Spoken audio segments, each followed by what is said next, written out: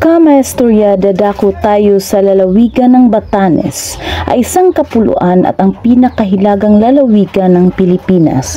Kabilang ito sa rehiyon ng Lambak ng Cagayan, sa laking 219.01 km at kabuuang populasyon na 17,246 noong 2015.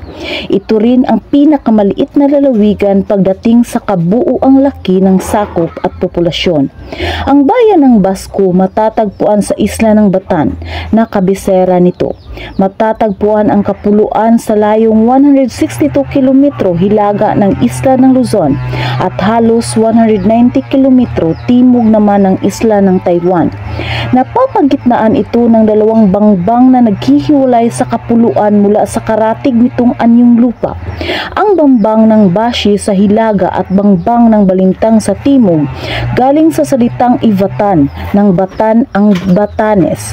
Ang salitang ito ay ang lokal na tawag ng mga Ivatan sa kanilang pangkat etniko.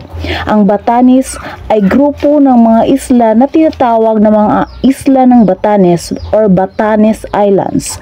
At ang mga ito ay nasa dulong hilagang bahagi ng Pilipinas. Ang mga ito ay nasa pagitan ng mga isla ng Kababuyan, nasasakop ng probensya ng Cagayan at Taiwan. Ang mga islang ito ay may kaunting naninirahan at madalas nadaanan ng mga bagyo.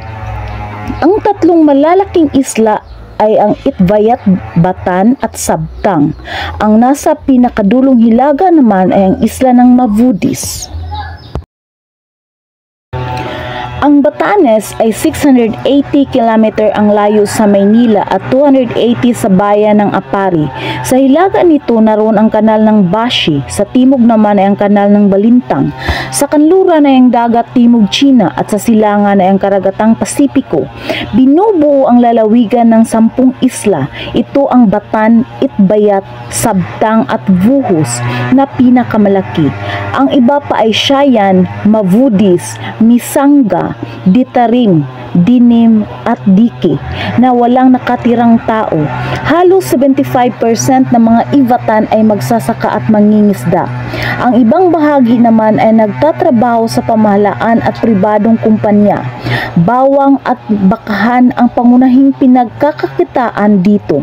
Ang mga Ivatan ay nagtatanim din ng kamuti, baging, kamuting kahoy, gabi at ang biharang uri ng puting ubi. Ang tubo ay itinatanim upang makagawa ng palik, isang uri ng katutubong alak at suka. Sa kasalukuyan, ang mga isdang nahuhuli rito ay unti-unting nababawasan dahil sa kakulangan ng tamang kaalaman. Kakaunti lang ang mga pwedeng pasukang trabaho rito.